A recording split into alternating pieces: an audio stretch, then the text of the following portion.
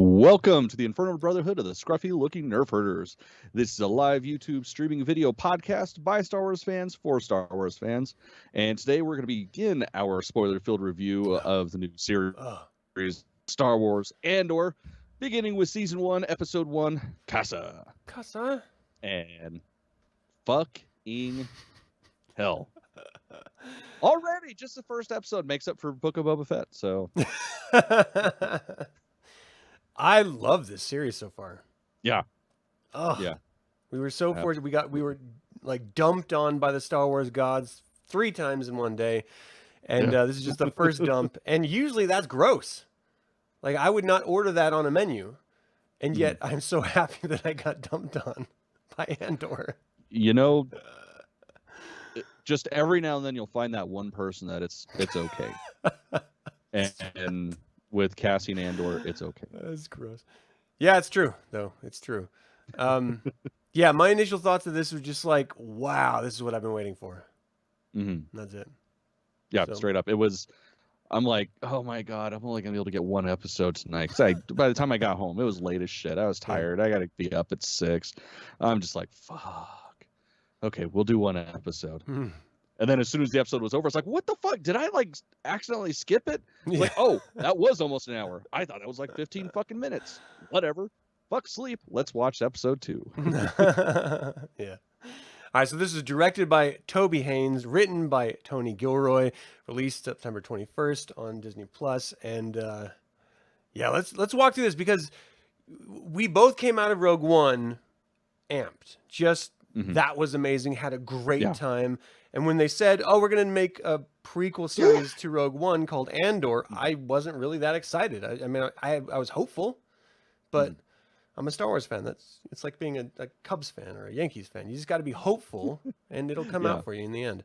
And in this particular case, it did this time. Sweet fucking hell. We got that pennant, damn it. Got it. Got it. It was good. It was so much better than I expected. And it opened up very reminiscent of, I mean, one of the greatest sci-fi visual masterpieces of all time, Blade Runner. Like, it just felt Blade Runner. That's the first thing I said to my wife. Like, as soon as we're watching, I'm like, oh my God, this is fucking Blade Runner. Like the apartments and shit. Yeah. And the whorehouse. I mean, fucking awesome. Yeah. I was, the whole time I was watching, I was like trying to wrestle my mind and trying to make sense of this because all of Star Wars, the original and the prequel series, they're directed at children and they're meant to teach the lessons in order for a child to grow to adulthood. And you see this all through like junior and youth type novels that are out there, regardless of the genre. It's all about the growth of a person, and George Lucas, sort of mirrored the hero's journey a bit. And so that's kind of like where my mind goes when I think of Star Wars. Like, okay, well, it's got to follow this sort of pattern. And then we got Rogue One, and I was like, wow, that's very Empire Strikes Back-ish. That's really dark and adult. It's not really Star Wars, but I'm really digging it. And then this series, this first episode, I'm like, do I like this because I'm adult? Like I'm grown, and so like my sensibilities have changed? Or do I like this because it's a good Star Wars show? Like, what's your answer to that? Both. All right, well, there you go. Period. Like, like the thing is, the reason why I would say that is because Rogue One is canonical. Yeah. So that's Star Wars, and this follows Rogue One pretty goddamn well. Like the feeling, the grit, the despair. It's very new. Because we really don't get that in a lot of the other ones. Like, this is like a noir film, or Rogue One was like a noir film mixed with a war film that just so happened to be in space. And this is like a direct extension of that. So it is both. I think part of the reason is because Gilroy didn't approach this as a Star Wars series, like Obi-Wan, for example. I mean, that for me, there were scenes in it that I really, really loved, but overall it's kind of forgettable. When I reflect on something like this, I'm going to remember this. Like I remembered Rogue One, and he came in after Gareth Edwards stepped or was pushed out and sort of arguably course corrected into what we got. This, he was not a Star Wars fan growing up. He became a Star Wars fan as an adult, but he did not approach this as a Star Wars series in the volume and all that nonsense. He approached this, no, I'm making a film, I'm telling a story, and this is what I need to tell this story. And that was the best decision. Fucking hell, was it the greatest situation ever. So yeah, let's do the walkthrough here. Sorry, Mike. All right, so yeah, I mean, it starts with 5 years before the Battle of Yavin. Andor's going to Morlana 1, trying to find his sister. And that's where we just get, that beautiful fucking Blade Runner-esque shit, which they tried to do in The Rise of Skywalker, but I don't feel like they accomplished it well. Close. You mean with the spice later? Babu Frick shit? Yeah. No. Yeah. That fell. This, fuck yeah. Like, this was just, that's the future. That's what I feel like the future is going to be. Like, I just hope everything's Blade Runner in the future. Or Mad Max. I'm cool with either. But I think it's a sequential thing. Very first. One will definitely come before the other. But yeah, just the opening as he's walking down the alleyways, getting to that house, like, it's so bleak, so dark, so beautiful, just amazing. Then of course he gets in there and he's being all Cassian Andor-y, like smooth and shit somehow. He's a beautiful human. He really is. That's what I was telling Jana. Like, she's like, "Oh, this is gonna be a great show." I'm like, "Yeah, because Diego Luna is fucking gorgeous, right?" Yeah. And she's like, "No, because I like Rogue One." I was like, "Oh yeah, me too." That's what I meant. Definitely. Yeah, that's obviously what I meant. He's not a dreamboat or something. But yeah, so it pisses off some Pre-Mor Authority officers because they've been sitting there presumably for a while, drinking, waiting for a madam. Oh, they've definitely been walks waiting. in, and she's just like right up to him, like, "Hey. Yeah. What's up, dude?" And they start throwing a fit the whole time. And it's just so great because he's only there to try to find his fucking sister. Yeah. And they're just. That's what I say too. Yeah. Well, I mean, yeah, of course. I mean, that's my go-to line. Yeah. No, I just needed to use the payphone. I thought I was walking into a bar. This isn't a bar. Yeah. Chris, thanks for joining live, man. What did you think of Rogue One? Rogue One and Andor, because that's what we're talking about. It's not the same thing.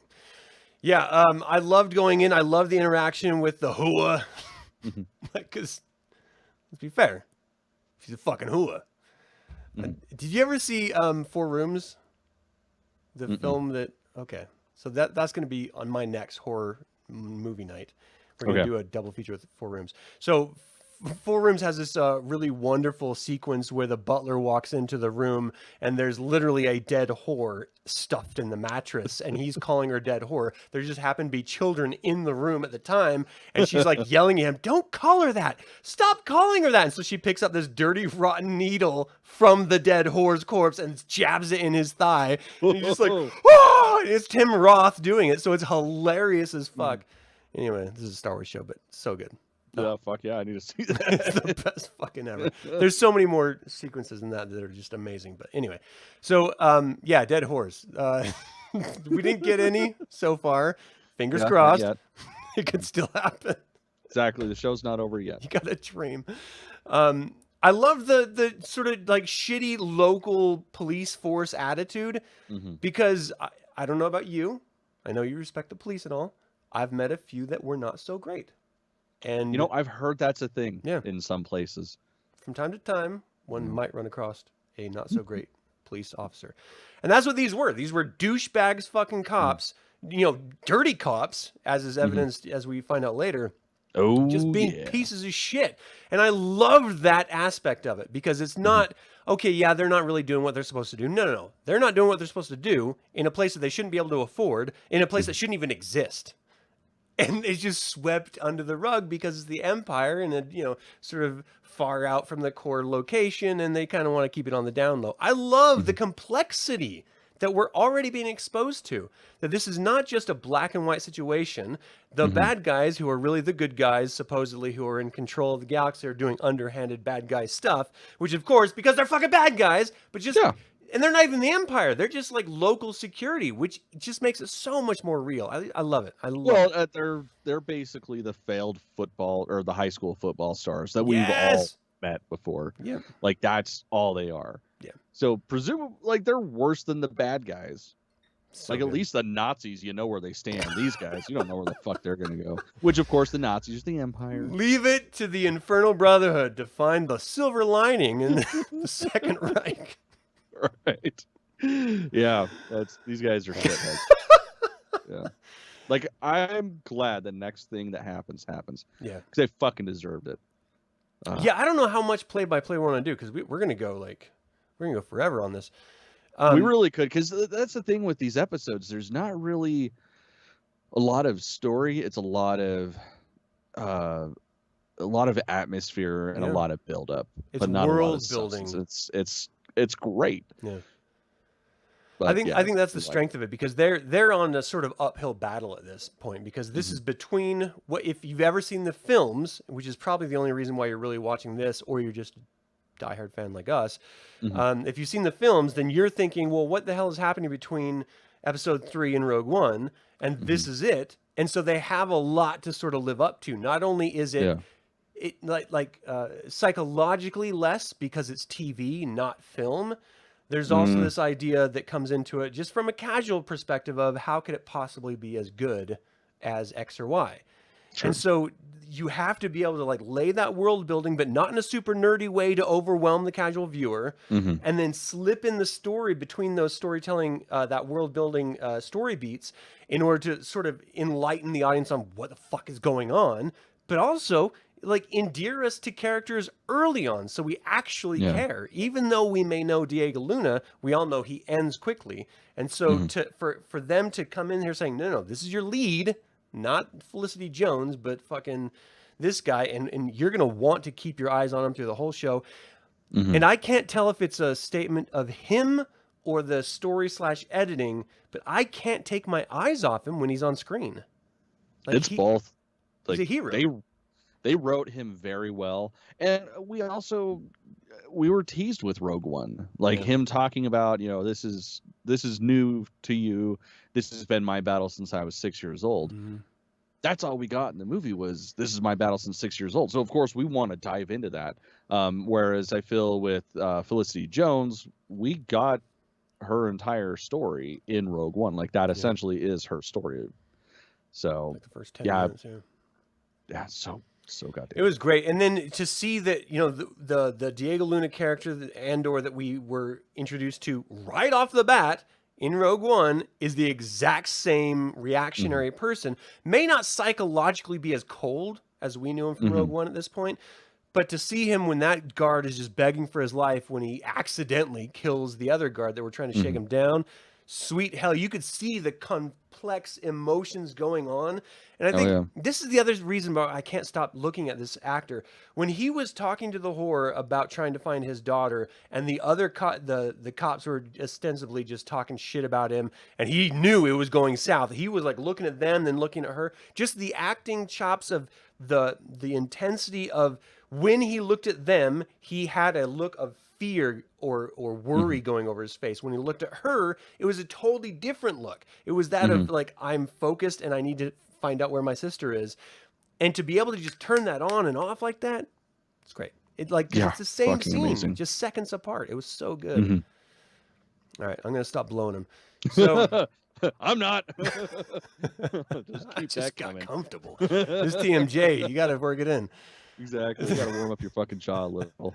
Don't be a quitter, Adam. I'm angry at Lucasfilm because I've never thought of myself as someone who gave a fuck about inanimate objects.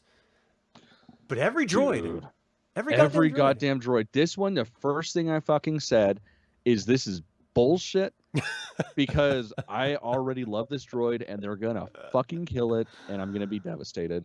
Yeah, they're bad men. I love this droid so much, and what it's like this mutual like sort of torture as a fan, because not only am I thinking about like, what Han Solo alluded to and what we read in the last shot about the droid Gatra and how much I want the droids to have a chance of being, liberated and just free themselves, because I love them so much. They're so filled with personality, even though there's nothing there. Like, he didn't talk once in that opening scene, and I still fell in love with him. And then we got those fucking Rancor dogs. Dude, those fucking Rancor pig dogs. Yeah, I will take a whole fucking litter of them. So cute. It's like a Rancor had sex with a Gamorrean guard in a gangbang with like a pit bull or something. Like, it was a weird and all mix. the semen just ran down into the pit bull. And you know what? I'm okay with that. not the visuals. I'll admit there's some lines that are just a little too far for me, man. Yeah. and I'm like this far to the side of too sober to enjoy something like that. A few more drinks, I won't turn away. Yep. They're adorable, and I immediately I was like, oh, he's gonna pee on him. Oh my gosh, that's the gag. That's the go-to. Like, what else would you do? Yeah. And I just love. He's like, very Wally too. Shauna the whole time was just like, oh, that's Wally. Like that's great. I was like, well, that doesn't make me hurt it. That's great. I love Wally. Fucking give me a fucking Eva, and I will fucking worship you. Like I love it so much. I still need to see that movie. What? Yeah, I missed it. You would love it. Janice told me I'd cry.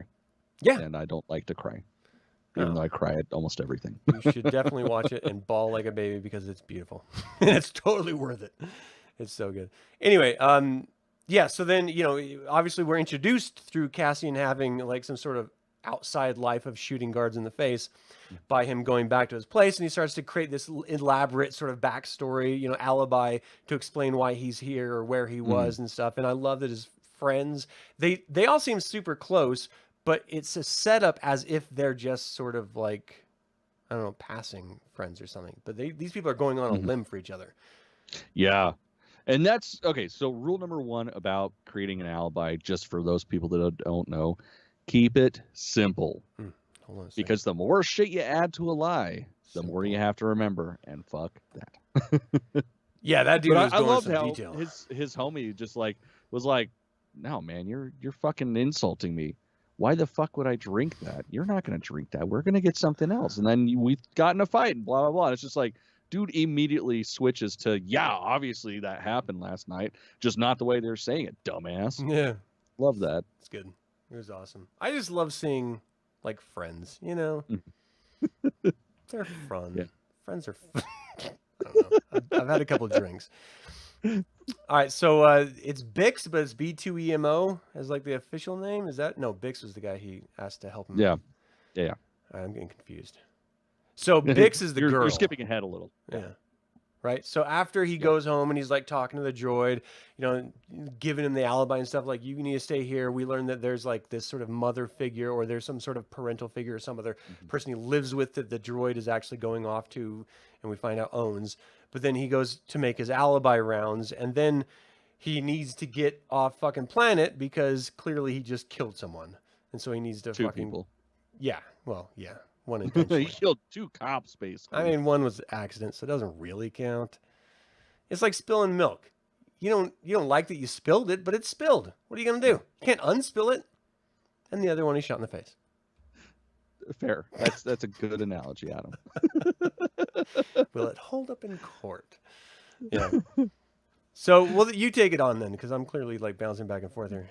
Well, I mean, that's kind of basically, he's like, shit, I need to get the fuck out of here. Bix is like, all right, yeah, I'll go ahead and call my dude, because he has I keep forgetting what the fuck he's trying to get rid of, but it's like some ship component that's untampered. It's like a navigation device or something. Yeah, that sounds about right.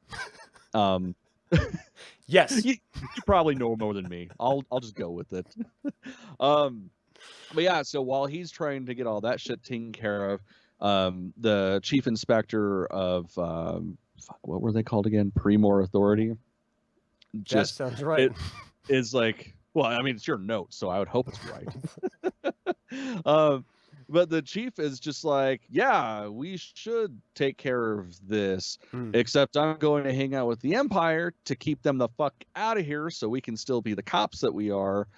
So I don't think it went down like that. I think these 2 officers were in a different part of town than they could afford to be in, doing things off company property, and they had an accident. So go ahead and file it like that. Fuck off. And please don't put your feet on my desk when I'm gone. And then, of course, that guy, let's see, do we got a name? That dude is Cyril Karn. Yeah, Cyril Karn is like, no, I'm not only going to put my feet on your desk, I'm going to put my dick on your desk. And he does. So the thing that should have just been swept under the rug to appease the chief deputy and keep the Empire off their case. He's like, nah, we're gonna pursue this shit because fuck that. I'm a grumpalump and I need to figure out. He's so driven, and I love the dichotomy between him and his superior, and then the weird connection he finds with that rando like insurgent squad guy, the Scottish guy who's just like, yes sir, that's a great idea. We should rape and murder everyone. Just like, fuck dude, calm down. But instead he was just like, Heil Hitler, yes, let's go, let's do this. Pretty much. It was just exactly like, what it was. Fucking hell, you two are just feeding off of each other. This is crazy.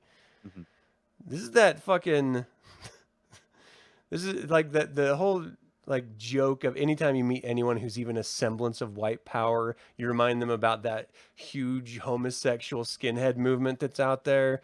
I think I make it bigger than it actually is, but it's still fun just to rib them on it. No, gash is a pretty big thing. Good. Okay. So I'm not a total liar. No, it's legit. I just love reminding them of that because then they get all pissy and shit. But that's what this scene was.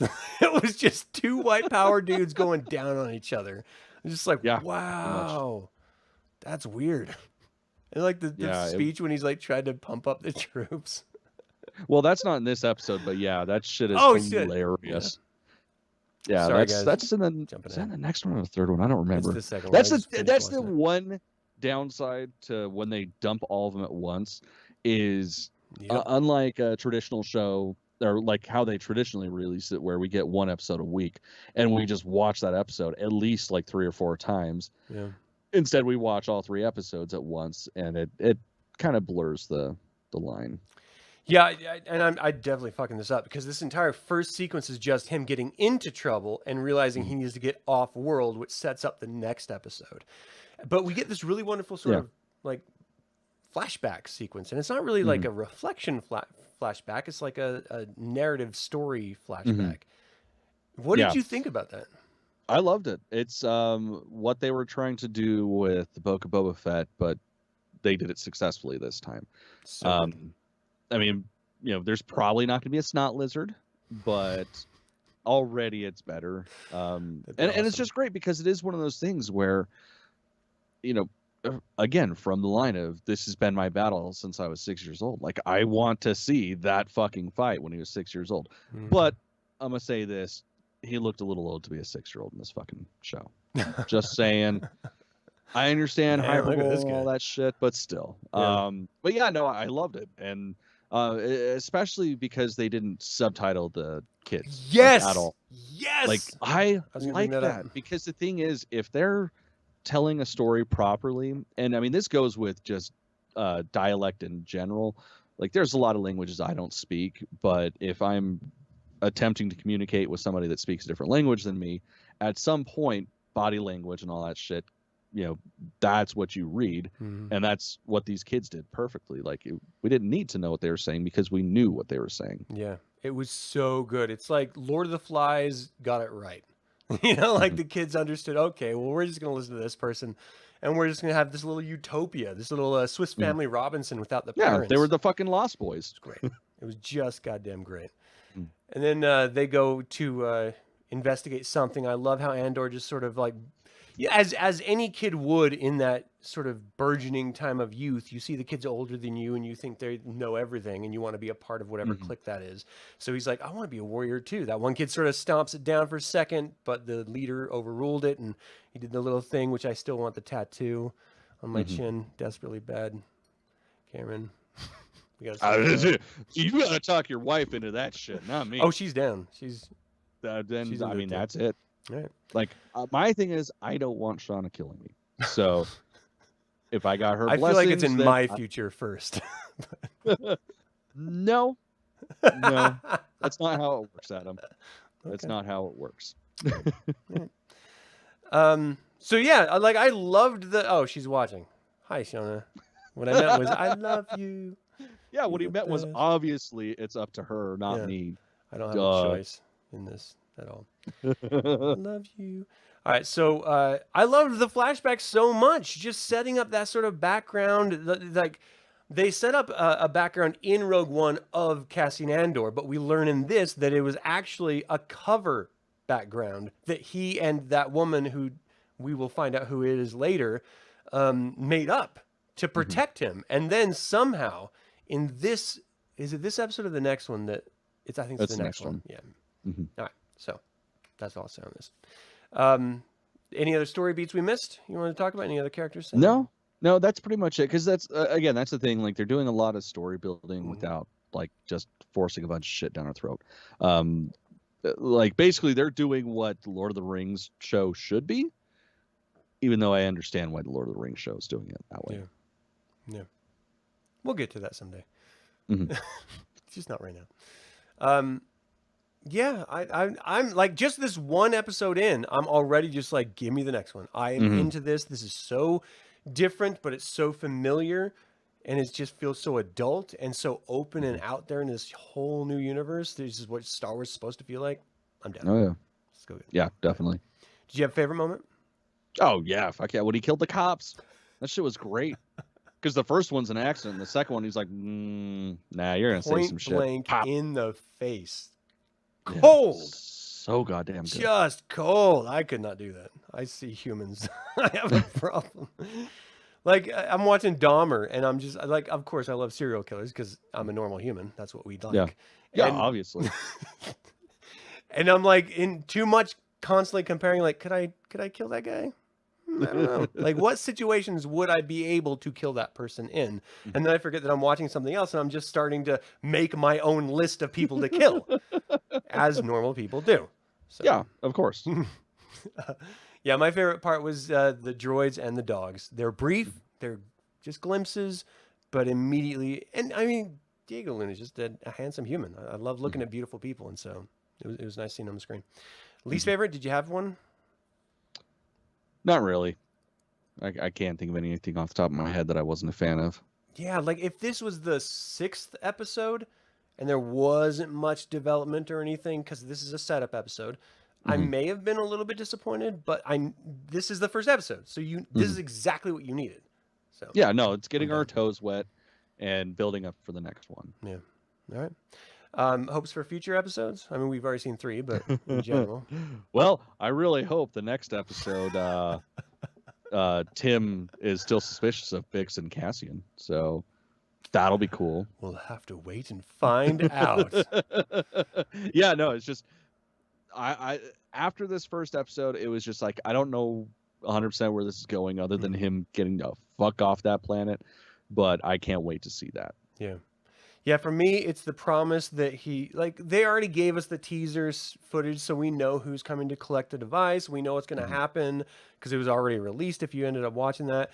So my big thing is I want to know, how are they in this particular series setting up the rebellion? Because we know that's the entire premise of all of this, is seeing from disparate insurgencies to, or not even insurgencies, but resistance cells to the rebellion. So I'm excited to see where that goes, and I want to see Mon Mothma. Yeah. You know? I want to see. Do you think we're going to see Leia if we see the? Honestly, I kind of hope we don't. Yeah. I hope we don't too. Like I don't think it's necessary. Plus, the thing is, how many times can you shoot somebody that's dead into a series? Like it's just at some point it kind of gets tacky. Yeah. So. Well, in the virtual porno that you all are going to inevitably make for me after I die, please resurrect Carrie Fisher digitally. And you know what? Put me in the background watching, at the very least. Yeah. I mean, we can do the Devil's Triangle. Yeah, I was like, tag in. We're going to high five, man. Chinese finger trap that shit. Fuck. Come on. But at least have me like in the closet watching at the very least. All right. All right, the word is out there, people. Make it happen. I thank you all so much for tuning into this episode, either live or after the fact. Yeah, this is who we are. What do you want? Subscribe to this channel if you like this sort of thing. And if you don't, why are you still watching? Yeah. But thank you. But really, what's wrong with you is what you should be asking, not us. You. I had a buddy in the Army who would always say, a soldier in the Army who would say, anytime you're pointing at someone, there's one finger pointing at them and 3 pointing back at you. I was like, what the fuck does that mean? You're the one pointing. Who the hell points like this? That's stupid. All right. May the force be with you. Yeah, he's not laughing now, is he?